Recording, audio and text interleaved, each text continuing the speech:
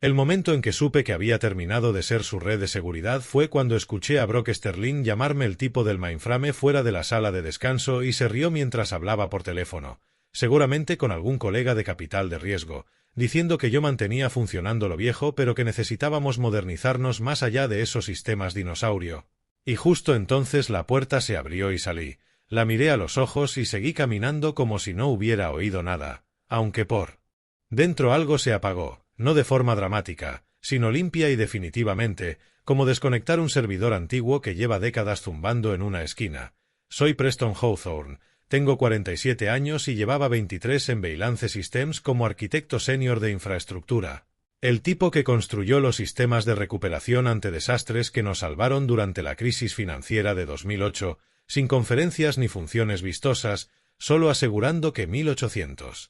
millones en transacciones bancarias diarias fluyeran sin fallos para 180 cooperativas de crédito en todo el país. Y cuando los sistemas se caían a las 3 de la mañana mi teléfono sonaba primero, y cuando llegaban los auditores federales a pedir cuentas por la normativa SAC se sentaban en mi oficina. Y hace 4 años inserté de forma discreta y legal mi nombre en el documento más ignorado de toda nuestra infraestructura, el protocolo de código en fideicomiso, no por venganza,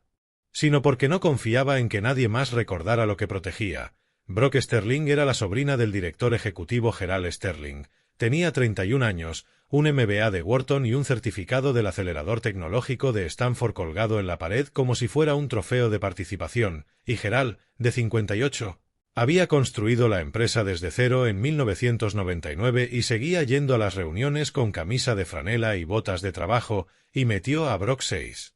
meses atrás como vicepresidenta de Innovación Estratégica, que al parecer significaba cuestionar todo lo que funcionaba y reemplazarlo por todo lo que no, con una estrategia basada en eliminar lo que no podía entender en una presentación de 10 minutos y pegar etiquetas de transformación digital sobre los escombros. En su primer mes ya revisaba lo que llamaba oportunidades de optimización de costes, que para mí significaban hojas de cálculo sin contexto, líneas rojas sobre roles como el mío y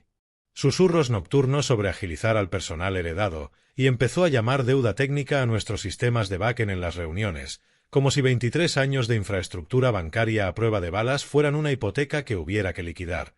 La ironía era que si me lo hubiera pedido yo mismo le habría explicado cada sistema que construimos, cada contingencia prevista y cada regulación que debíamos cumplir, pero Brock no creía en preguntar, creía en interrumpir, y al parecer yo era el tipo de interrupción que había que interrumpir, así que hice lo de siempre: mantener las ruedas girando, renovar certificaciones, rotar tokens de seguridad y mantener el punto de control del fideicomiso donde mi nombre seguía registrado como validador principal, porque si se vendía la empresa, sufría una brecha o quebraba. Ese cofre de código era nuestro paracaídas de emergencia, intocable salvo desastre o salvo que alguien como Brock tirara del cable sin querer, y lo cierto es que no tenía idea de que existía. No es que no lo entendiera, es que literalmente no sabía que teníamos un protocolo de fideicomiso, tanto que durante una revisión trimestral lo pasó de largo como si fuera un error tipográfico, lo llamó sobrecarga heredada y pidió a su asistente marcarlo para estudiarlo como candidato a eliminación. Recuerdo estar sentado viendo cómo descartaba lo único que nos separaba de un desastre regulatorio y no dije nada porque aún no estaba listo. Gerald seguía dirigiendo las reuniones del consejo y confiando en quienes habían estado en las trincheras, aunque últimamente se había quedado callado y la dejaba presentar sus ideas de optimización de velocidad y modernización heredada porque quería creer que la empresa podía evolucionar más allá de sus cimientos sin darse cuenta de que yo era ese cimiento. Y ser la única persona que recuerda por qué construimos las cosas como las construimos es como ver a alguien desmontar una bomba porque no le gusta el color de los cables. Agotador, porque ves cómo reinventan desastres que ya solucionaste hace 15 años. La reunión general se suponía rutinaria, una actualización trimestral con aplausos educados, pero Brock tenía otros planes y tomó el escenario virtual como si fuera a lanzar un cohete, llena de energía y palabras de moda, casi vibrando con el podcast que le había hecho creer que era la nueva Steve Jobs, anunciando que Veilance Systems entraba en su fase de aceleración mientras detrás cambiaban diapositivas cada 8 segundos mostrando integración digital, flujos centrados en el cliente y despliegue sin fricción, hasta que llegó la hoja de ruta con una modernización total del backend, ciclos de despliegue reducidos de 6 semanas a 2 y revisiones de cumplimiento trasladadas a fases posteriores al lanzamiento. Como ver a alguien pegar cohetes a un carrito de la compra y llamarlo ingeniería aeroespacial, y nadie decía nada porque nadie quería ser el que cuestionara el progreso. Así que pregunté con calma cuál era el plan de contingencia si el despliegue fallaba en transacciones críticas, y fue como si le pidiera explicar física cuántica en mandarín porque su sonrisa se congeló y parpadeó 3 veces antes de decir que si estaba sugiriendo planear para fallar. Y le respondí que sugería planear para la realidad porque esas API manejaban protocolos de la Reserva Federal y si evitábamos los puntos de control del fideicomiso y algo se rompía no podíamos simplemente revertir. Y estábamos hablando de violaciones regulatorias y me silenció, literalmente me silenció ante 87 asistentes, incluidos desarrolladores junior, el equipo legal y el propio Geral, que estaba en la llamada sin cámara como siempre, probablemente arreglando algo en su garaje, y algunos se quedaron boquiabiertos. Otro apagó la cámara como si se escondiera debajo del escritorio, y Brock siguió hablando como si nada y diciendo que nos centráramos en soluciones y no en obstáculos, y la llamada continuó sin que nadie me reactivara y sin que nadie dijera una palabra, pero los mensajes empezaron enseguida. A las 9:12 Brock diciéndome que no descarrilara el impulso con escenarios hipotéticos, a las 9:13 advirtiendo que mi resistencia a la innovación quedaba anotada y que pronto optimizarían la dinámica del equipo, insinuando que quizá debía plantearme si ese seguía siendo mi sitio. Y a las 9:14 recordándome sin signos de puntuación que existía una cadena de mando y que yo reportaba al director de tecnología y no a estrategia, y yo solo respondí a las 9:15 con un entendido, porque no necesitaba discutir, que era justo lo que ella quería para dejar un rastro de papel que luego enseñaría a recursos humanos como insubordinación. Así que me quedé en silencio y a la mañana siguiente Recursos Humanos programó una reunión rápida en la que Chelsea Morrison apareció con su expresión de preocupación profesional, una mujer de 32 muy entregada al equilibrio laboral y al liderazgo consciente, del tipo que dice volvemos sobre esto sin ironía, y me agradeció unirme antes de decir que querían mi perspectiva sobre la reunión porque había comentarios sobre el tono. Y dejé que el silencio se alargara antes de preguntar de quién, y dijo que varios responsables habían mencionado que mi pregunta podía haber perturbado la energía positiva que Brock intentaba crear, y respondí que preguntar por el cumplimiento regulatorio perturbaba la energía positiva,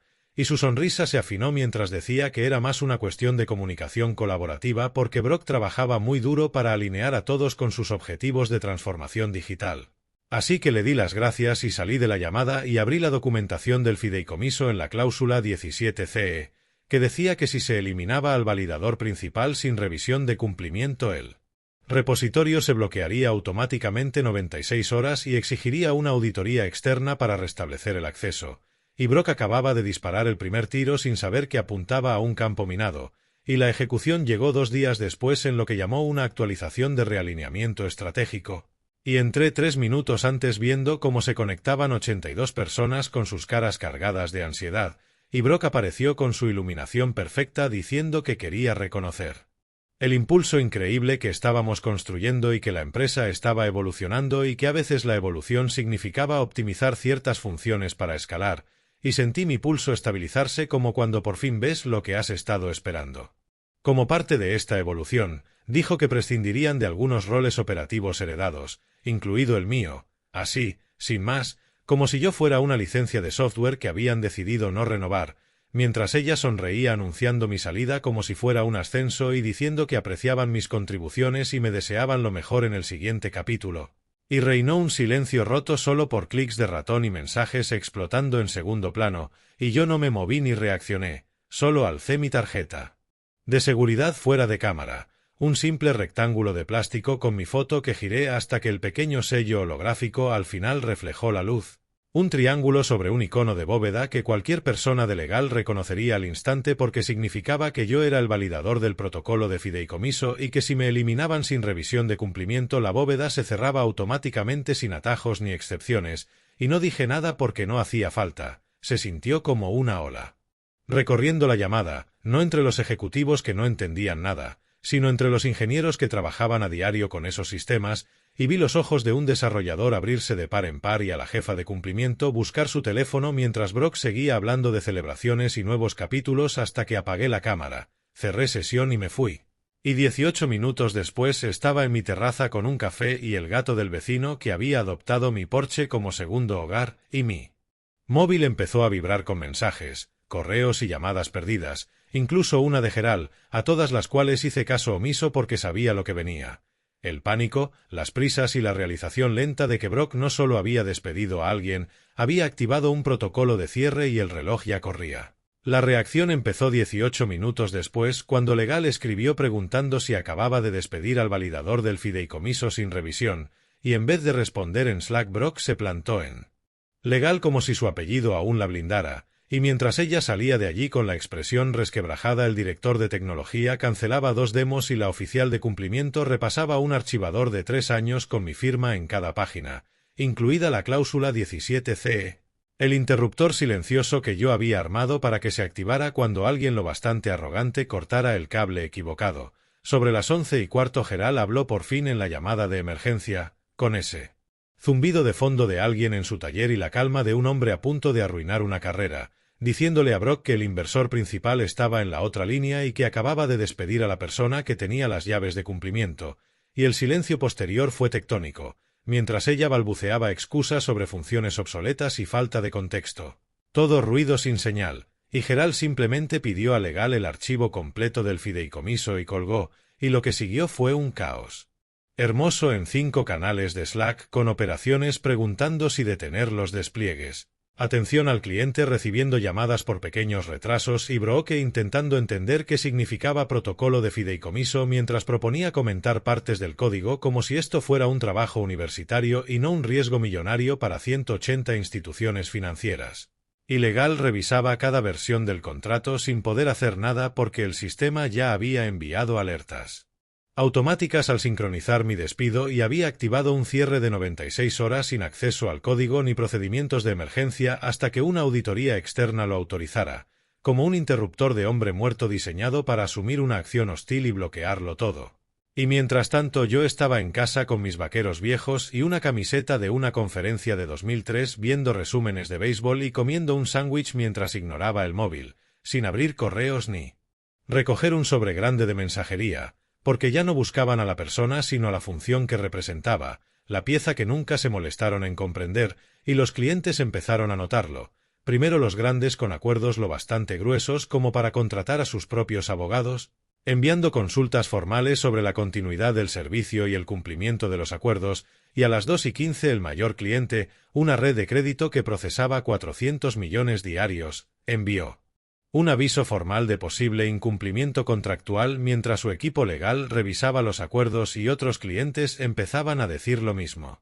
El director de tecnología por fin dejó de fingir que era un simple fallo técnico. Había sido el último en sostener la línea repitiendo que los sistemas eran resistentes, que había algún tipo de anulación manual en alguna parte y que solo necesitaban tiempo, hasta que se le oyó romperse por dentro al admitir que necesitaban mi firma de autorización, sin emoción, con la resignación de alguien que lleva 6 horas intentando arrancar un coche sin recordar que las llaves estaban en su bolsillo, y, según supe después, la sala quedó en silencio absoluto interrumpiendo a Brock a mitad de una frase sobre soluciones ágiles para decir que la plataforma no se movía sin mi token de validador ni ese día ni al siguiente ni hasta que la auditoría externa lo liberara o yo firmara. Y la cara de Brock atravesó una cadena de expresiones fascinantes antes de intentar decir que me reincorporarían sin problema porque era solo un malentendido mientras me escribía mensajes a las 2:18, a las 2:21, a las 2:25 y a las 2:28 pidiéndome hablar para que firmara algo porque la empresa entera estaba congelada,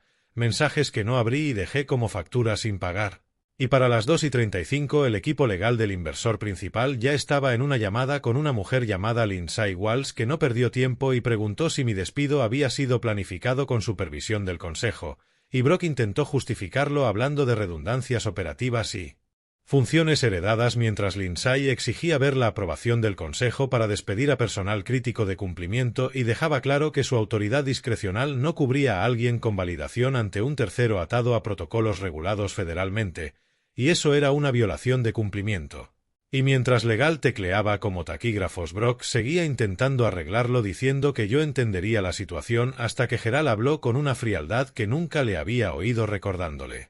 Que yo estaba en esa cláusula por una razón y que había confiado en mí el interruptor más crítico de la empresa y ella lo había arrancado sin leer el manual. Y en ese instante el poder se le escurrió como agua hacia un desagüe. El director de tecnología dejó de mirarla. Recursos Humanos desapareció y Legal ya redactaba memorandos mientras yo estaba en mi garaje cambiando las pastillas de freno de un Honda de 1987, tranquilo, metódico y más vivo que en años, ignorando llamadas del trabajo, números desconocidos y la línea directa de Geral porque aún no era desesperación, era la fase temprana en la que creen que responderás por cortesía profesional o lealtad, cosas que solo existen cuando te tratan como colega y no como un coste que habla. Y el ajuste de cuentas llegó por correo esa noche en un mensaje breve y limpio del Inside proponiendo una conversación sobre supervisión independiente de cumplimiento en los términos que yo estableciera, sin disculpas ni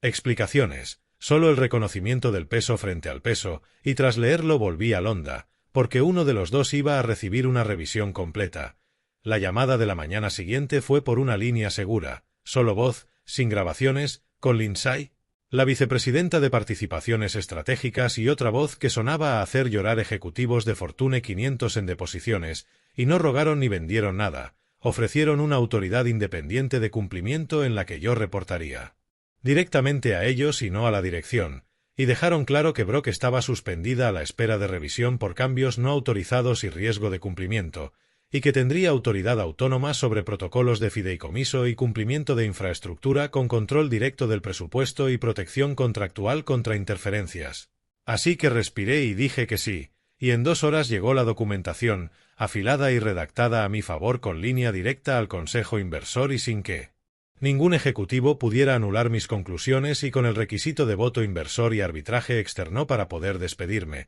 lo que significaba que ya no era un empleado sino un cortafuegos con salario y blindaje legal, y al mediodía salió la nota interna anunciando que había sido contratado como responsable externo de cumplimiento, reportando a la Junta de Supervisión del Inversor, y cuando regresé al edificio por la tarde el guardia me entregó una nueva tarjeta con otro color, otro logo y